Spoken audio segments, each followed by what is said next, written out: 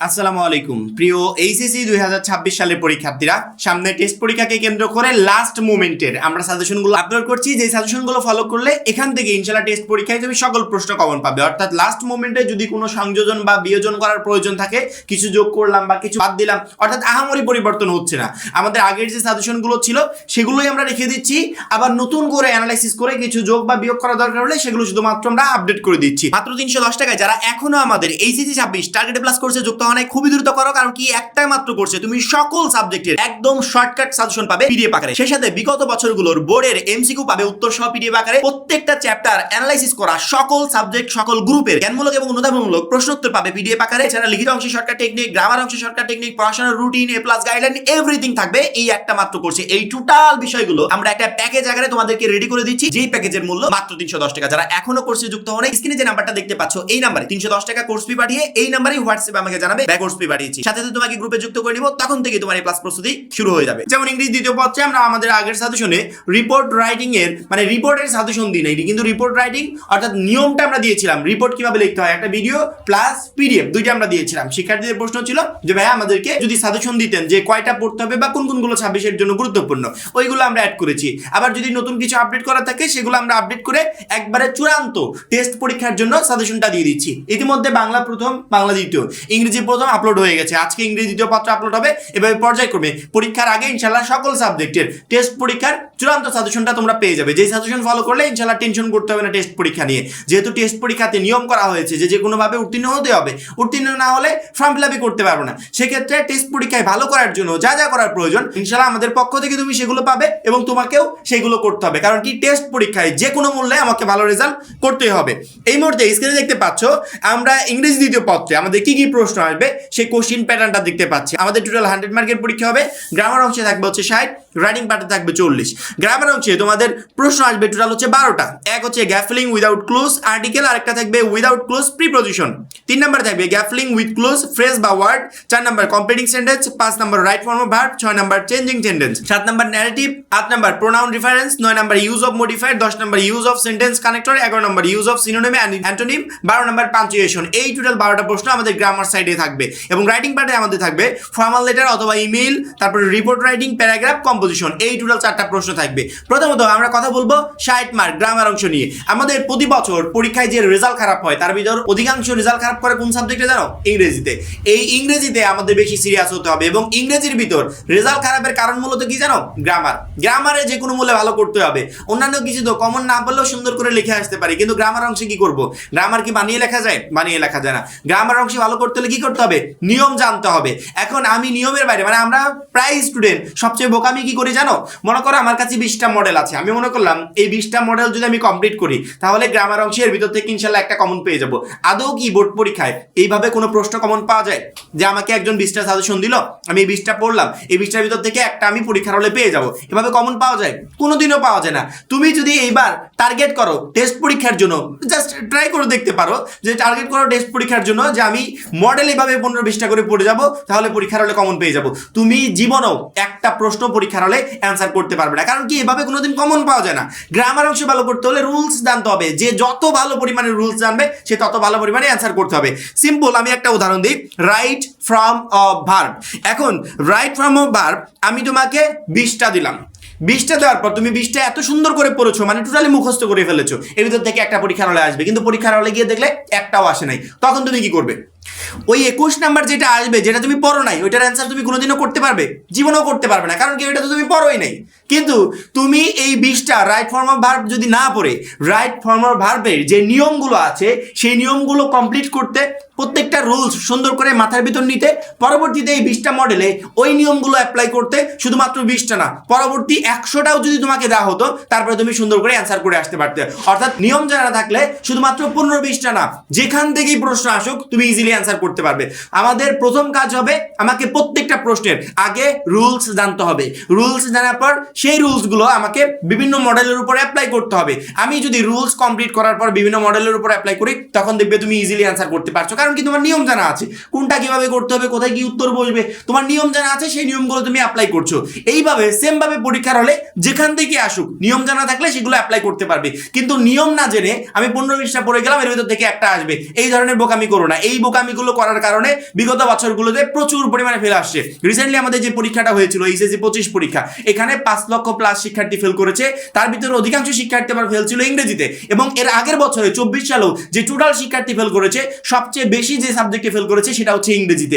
এই ইংরেজিতে ফেলের কারণ মূলত এইটাই, আমরা ওই গ্রামার অংশের জন্য সাজেশন ফলো করি, গ্রামার অংশের জন্য 15-20টা করে যাই, কিন্তু পরীক্ষার হলে গিয়ে একটাও কমন আসে না। পরবর্তীতে গ্রামার অংশে কিছু লিখতে পারি না, টোটালি রেজাল্ট ফেল। কিন্তু গ্রামার অংশে আমাকে ভালো করতে হলে যে রুলস জানতে হবে, যে রুলসগুলো আমাকে পরীক্ষায় যে কোনো প্রশ্নের অ্যান্সার করতে সহযোগিতা করবে, সেটা আমরা করি না। পাঞ্চুয়েশন মার্কের উদাহরণ দিই। পাঞ্চুয়েশন, কোথায় বড় হাতের অক্ষর বসবে, কোথায় প্রশ্নবোধক চিহ্ন বসবে, এগুলো আমাকে তো নিয়ম জানতে হবে। নিয়ম জানলে তারপর আমি বসাতে পারবো, নিয়ম না জানলে আমি কোনোটারই অ্যান্সার করতে পারবো না। এইভাবে গ্রামার অংশের প্রত্যেকটা প্রশ্নের জন্য নিয়ম জানতে হবে। এখন প্রশ্ন করতে পারো ভাইয়া সামনে তো শর্ট টাইম, অল্প সময়ে আমি কিভাবে সকল রুলস কমপ্লিট করব। ইতিমধ্যে আমরা আমাদের পিডিএফ কোর্সে, যে 310 টাকার কোর্সে তোমরা যুক্ত হয়েছো, সেখানে গ্রামার অংশের প্রত্যেকটারই শর্টকাট নিয়ম দেওয়া আছে, যেই নিয়মগুলো তুমি অল্প সময়ে কমপ্লিট করতে পারবে এবং পরীক্ষার হলে যে কোনো প্রশ্নের উপর তুমি অ্যাপ্লাই করতে পারবে। অর্থাৎ গ্রামার অংশে ভালো রেজাল্ট করার জন্য আমাদের গ্রামার অংশে যে শর্টকাট টেকনিকগুলো আছে বা শর্টকাট যে নিয়মগুলো আছে আমাদের পিডিএফ কোর্সে, সেই পিডিএফ গুলো তুমি সংগ্রহ করো, ওইখান থেকে একটা বেস্ট প্রিপারেশন নাও। ইনশাআল্লাহ টেস্ট পরীক্ষা বা ফাইনাল পরীক্ষা তোমার এই গ্রামার অংশ নিয়ে আপাতত টেনশন থাকবে না, গ্রামার অংশে তুমি ভালো রেজাল্ট করতে পারবে। কেউ যদি অন্য পদ্ধতিতে প্রিপারেশন নিতে চাও, নাও, কোনো প্রবলেম নেই। তবে আমার একটা রিকোয়েস্ট থাকবে, বিগত বছরগুলোতে শিক্ষার্থীরা গ্রামার অংশ অবহেলা করার কারণে যে পরিমাণে ফেল করেছে, আপাতত তোমরা করো না। গ্রামার অংশের কোনো সাজেশন হয় না, গ্রামার অংশে 10টা-15টা পড়ে পরীক্ষার হলে কমন পাওয়া যায় না। গ্রামার অংশে ভালো করতে হলে নিয়ম জানতে হবে, যে যত রুলস কমপ্লিট করতে পারবে সে গ্রামার অংশে তত ভালো করতে পারবে। আমাদের শর্টকাট টেকনিকগুলো তোমাকে গ্রামার অংশে ভালো করতে প্রচন্ড পরিমাণে হেল্প করবে। সেক্ষেত্রে অবশ্যই আমাদের পিডিএফ গুলো সংগ্রহ করে সেই নিয়মগুলো কমপ্লিট করবে, পরীক্ষার হলে তুমি যে কোনো প্রশ্নের অ্যান্সার ইজিলি করতে পারবে। পরবর্তীতে আমরা যদি রাইটিং পার্ট নিয়ে কথা বলি, রাইটিং পার্টের 13 নাম্বার আমাদের ফর্মাল লেটার থাকবে অথবা ইমেইল থাকবে। ফর্মাল লেটার বলতে আমরা কি বুঝি? অ্যাপ্লিকেশন। অ্যাপ্লিকেশনের জন্য আমাদের একটা ভিডিও আছে শর্টকাট টেকনিক নিয়ে, এই মুহূর্তে স্ক্রিনে দেখতে পাচ্ছ। এই ভিডিওটা কোনো শিক্ষার্থী দেখলে তার অ্যাপ্লিকেশনের প্রায় 80% প্রবলেম সলভ হয়ে যাবে। কারণ কি, দুই একটা অ্যাপ্লিকেশন আবার ব্যতিক্রম থাকে, একটা নিয়ম দিয়ে সকল অ্যাপ্লিকেশন লেখা যায় না, কিন্তু একটা নিয়ম দিয়ে মিনিমাম তুমি 30+ অ্যাপ্লিকেশন লিখতে পারবে। সেই নিয়মটা এই ভিডিওতে দেওয়া আছে। কোনো শিক্ষার্থী যদি এই ভিডিওটা দেখে তার অ্যাপ্লিকেশনের প্রায় 80% প্রবলেম সলভ হয়ে যাবে। আর দুই একটা যে ব্যতিক্রমীগুলো আছে সেগুলো তোমাকে একটু কষ্ট করে পড়তে হবে। তারপরে আমরা যে সাজেশনে দিয়েছি এগুলো 26-এর জন্য সবচেয়ে গুরুত্বপূর্ণ। ইনশাআল্লাহ এখান থেকেই পরীক্ষা হলে তুমি একটা পেয়ে যাবে। 1 নাম্বার সিডিনে college hostel, 2 number transfer certificate, 3 number relief for affected people, 4 number application for some extra class, 5 number study tour, 6 number college canteen, 7 number computer lab, 8 number common room facilities, 9 number multimedia facilities, 10 number debating club, 11 number anti social activities. এই total অ্যাপ্লিকেশনগুলো পড়লে এখান থেকে একটা পেয়ে যাবে, plus আমাদের shortcut টেকনিকটা দেখবে। তাহলে কষ্ট করে এই 11টা অ্যাপ্লিকেশন আর পড়তে হবে না। অর্থাৎ একটা টেকনিকের মাধ্যমে তোমার অ্যাপ্লিকেশনের টোটাল প্রবলেমটাই ইনশাআল্লাহ সলভ হয়ে যাবে। এবং আমাদের অবলিক হিসেবে দেওয়া আছে হচ্ছে ইমেল, কিন্তু অ্যাপ্লিকেশনটাই প্রায় বছর আমরা পরীক্ষাতে দেখে এসে থাকে, ইমেলটা খুব কম পরিমাণে আসে। তারপরেও ইমেল লেখার নিয়ম নিয়ে আমাদের যে ভিডিওটা আছে স্ক্রিনে দেখতে পাচ্ছ, এই ভিডিওটা একটু দেখো। ইমেলের জন্য আমরা আলাদা করে সাজেশন দিই নাই, ইমেল লেখার যে নিয়মটা এই মুহূর্তে স্ক্রিনে দেখতে পাচ্ছ, এই নিয়মটা দেখলেই যথেষ্ট। তুমি পরীক্ষার হলে যে কোনো ইমেল লিখতে পারবে। সামনে সময় অল্প, এই অল্প সময়ে তুমি আহামরি অতিরিক্ত প্রিপারেশন নিতে পারবে না। এই জন্য শর্টকাট প্রসেসে অল্প সময়ে বেস্ট ওয়েতে যে প্রিপারেশনটা নেওয়া যায় সেই উপায়গুলো অবলম্বন করতে হবে। সেক্ষেত্রে আমাদের শর্টকাট পিডিএফ গুলো প্রত্যেকটাই তোমাকে প্রচন্ড পরিমাণে হেল্প করবে পরীক্ষায় বেস্ট প্রিপারেশন নেওয়ার জন্য। এই পিডিএফ এর প্রত্যেকটারই ভিডিও, মানে এই রাইটিং পার্টের প্রত্যেকটারই ভিডিও আমাদের ইউটিউবে ফ্রিতে দেওয়া আছে। এই ভিডিওগুলো সংগ্রহ করবে। কারো যদি পিডিএফ দরকার হয় আমাদের পিডিএফ কোর্স থেকে সেই পিডিএফ গুলো সংগ্রহ করে কম্পিউটার দোকান থেকে প্রিন্ট করে নিবে। অর্থাৎ তোমার যেইভাবে ভালো লাগে সেইভাবে তুমি পড়াশোনা করবে, কিন্তু অল্প সময়ে বেস্ট প্রিপারেশন নেওয়ার জন্য যা যা করা যায় সেগুলো করার চেষ্টা করবে। কারণ কি, লাস্ট মোমেন্টে একগাদি পড়া মাথায় চাপিয়ে নিলে কোনো কিছু কমপ্লিট করতে পারবে না। অল্প সময় যেভাবে পড়লে পরীক্ষায় ভালো রেজাল্ট করা যাবে সেই উপায়টা অবলম্বন করার চেষ্টা করবে। এবং আমাদের সাজেশনগুলোই এমন যে অল্প সময় তোমাকে বেস্ট প্রিপারেশন নিতে প্রচন্ড পরিমাণে হেল্প করবে। পরবর্তীতে আমাদের 14 নম্বরে আসবে রিপোর্ট রাইটিং নিয়ে আমাদের একটা ভিডিও আছে, স্ক্রিনে দেখতে পাচ্ছ। এই ভিডিওটা দেখলে রিপোর্ট রাইটিং নিয়ে এখন অবধি তোমার যত প্রবলেম আছে টোটাল প্রবলেমগুলো ইনশাআল্লাহ এক ভিডিওর মাধ্যমে সলভ হয়ে যাবে। অর্থাৎ রিপোর্ট রাইটিং এর একটা ফরম্যাট দেখলে তুমি যে কোনো রিপোর্ট পরীক্ষার হলে সহজে লিখতে পারবে। তারপরও আমরা সাজেশন দিয়েছি 2026-এর জন্য সবচেয়ে ইম্পর্টেন্ট যে রিপোর্টগুলো যেগুলো থেকে পরীক্ষার হলে আসতে পারে। 1 নাম্বার হচ্ছে food adulteration, 2 number prize giving ceremony, 3 number road accident, অর্থাৎ এই রিলেটেড রিপোর্টগুলো তোমাকে পড়তে হবে। 4 number international mother language day, 5 number book fair, 6 number Rohingya camps, 7 number failure in English, 8 number impact of Facebook, 9 number drug addiction, 10 number traffic jam. এই related রিপোর্টগুলো পড়ে যাবে ইনশাআল্লাহ। এই রিপোর্টগুলো থেকেই একটা রিপোর্ট তুমি পরীক্ষার হলে পেতে যাচ্ছ। পাশাপাশি আমাদের শর্টকাট টেকনিকটাও কমপ্লিট করে দেওয়ার চেষ্টা করবে। পরবর্তীতে আমাদের আছে হচ্ছে প্যারাগ্রাফ নিয়ে অলরেডি আমরা ইংরেজি প্রথম পত্রে কথা বলেছি যে প্যারাগ্রাফ লেখার নিয়ম নিয়ে। এই মুহূর্তে স্ক্রিনে যে ভিডিওটা দেখতে পাচ্ছ এই ভিডিওটা একটু দেখো। প্যারাগ্রাফ যেই কয় টাইপে লেখা যায়, অর্থাৎ আমাদের ওই ফরম্যাট 4 থেকে 5টা ফরম্যাট আছে। এই ফরম্যাটগুলো যদি কমপ্লিট করতে পারো তুমি 100 প্যারাগ্রাফ মানে যে কোনো ইজি ওয়েতে লিখতে পারবে। পরীক্ষার হলে যেটাই আসুক তোমাকে আটকাতে পারবে না। তারপরেও আমরা সাজেশনে যেগুলো দিয়েছি এগুলো 26-এর জন্য সবচেয়ে গুরুত্বপূর্ণ, এগুলো পড়বে ইনশাআল্লাহ। এখান থেকে টেস্ট পরীক্ষায় তুমি একটা প্যারাগ্রাফ ইজিলি কমন পেয়ে যাবে। পাশাপাশি শর্টকাট টেকনিকটা এই জন্য কমপ্লিট করবে যে বাই চান্স কোনো ক্রমে যদি মিসও হয়ে যায় তারপরেও প্যারাগ্রাফ তুমি এত সুন্দর করে লিখে আসতে পারবে, শিক্ষক কোনো নাম্বার কাটতে পারবে না। অর্থাৎ পরীক্ষায় আনকমন বলে কিছু থাকবে না। কমন আসলেও তুমি লিখতে পারবে, না আসলেও তুমি লিখতে পারবে। অবশ্যই শর্টকাট টেকনিকটা ফলো করে যাবে, ফর্মেটগুলো মাথায় নিয়ে যাবে। পাশাপাশি যেই প্যারাগ্রাফগুলো তোমাকে পড়ে যেতে হবে, 1 নাম্বার হচ্ছে ড্রাগ অ্যাডিকশন, 2 রোড অ্যাক্সিডেন্ট, পরবর্তীতে ফিমেল এডুকেশন, পরবর্তীতে city life and rural life, food alteration, online education versus traditional education, uses and abuses of social media বা mobile phone, democracy and autocracy, importance of moral values, moral degradation of young generation, environment pollution, climate change. এই total প্যারাগ্রাফগুলো পড়ে যেও। এখান থেকে ইনশাআল্লাহ একটা পরীক্ষার হলে তুমি কমন পেয়ে যাবে। লাস্ট অপশন কম্পোজিশন নিয়ে আমরা এত পরিমাণে কমেন্ট পাই ভাই, কম্পোজিশন লেখার শর্টকাট টেকনিকটা দেন। অলরেডি ইউটিউবে এই বিষয়ে ভিডিও আছে এবং পিডিএফ কপিটা আমাদের পিডিএফ কোর্সে পিডিএফ আকারে দেওয়া আছে। যারা আমাদের অ্যাপসের অ্যাক্সেস পেয়েছো ওইখানে অ্যাপসেও আমাদের দেওয়া আছে। অর্থাৎ কম্পোজিশন লেখার শর্টকাট টেকনিক নিয়ে যে ভিডিওগুলো আছে এই ভিডিওর কয়েকটা ফরম্যাট যদি কমপ্লিট করে যাও পরীক্ষার হলে কম্পোজিশন যেটাই আসুক তুমি সুন্দর করে লিখতে পারবে। তোমাকে কোনো কম্পোজিশনে ইনশাআল্লাহ আটকাতে পারবে না। পাশাপাশি 26-এর জন্য সবচেয়ে গুরুত্বপূর্ণ যে কম্পোজিশনগুলো সেগুলো আমরা তোমাদেরকে দিয়েছি, এই মুহূর্তে স্ক্রিনে দেখতে পাচ্ছ।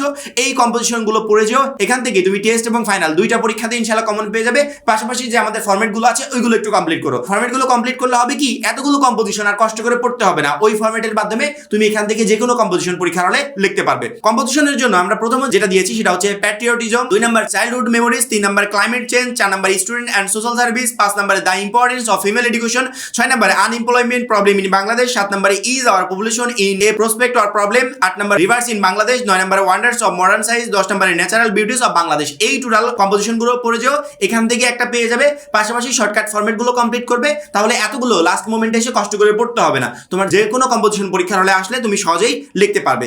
এই হচ্ছে টোটাল আমাদের রাইটিং পার্ট এবং গ্রামার অংশ সাজেশন। গ্রামারের জন্য অলরেডি আমরা প্রত্যেকটারই শর্টকাট টেকনিক পিডিএফ আকারে আমাদের গ্রুপে অ্যাড করে দিয়েছি। সেই পিডিএফগুলো সংগ্রহ করবে। গ্রামার অংশ অল্প সময়ে তুমি প্রত্যেকটা নিয়ম কমপ্লিট করতে পারবে এবং পরীক্ষার হলে গ্রামার অংশে ইজিলি ভালো রেজাল্ট করতে পারবে। পাশাপাশি রাইটিং পার্টের জন্য আমরা যেগুলো দিয়েছি এগুলো কমপ্লিট করবে, সেই সাথে শর্টকাট টেকনিকগুলো কমপ্লিট করবে। কারণ কি সামনে সময় অল্প, শর্টকাট টেকনিকগুলো তোমাকে রাইটিং পার্টে বেস্ট একটা প্রিপারেশন নিতে প্রচন্ড পরিমাণে হেল্প করবে। আর যারা এখনো আমাদের কোর্সে যুক্ত হয়নি খুবই দ্রুত যুক্ত হয়ে যাবে। কারণ কি আমাদের কোর্সে তোমাদের শুধুমাত্র এই সাবজেক্ট না, অল সাবজেক্টের পিডিএফ সুন্দর করে সাজানো আছে। ওইখান থেকে পিডিএফ গুলো সংগ্রহ করবে এবং এইচএসসি 26 টেস্ট পরীক্ষার জন্য একটা A+ প্রিপারেশন নিবে। আশা করি প্রত্যেকটা শিক্ষার্থীকে বোঝাতে পেরেছি। এখন এই পর্যন্তই। পরবর্তী ভিডিওর জন্য চ্যানেলটা সাবস্ক্রাইব করে রাখবে। সবাই ভালো থাকবে, সুস্থ থাকবে।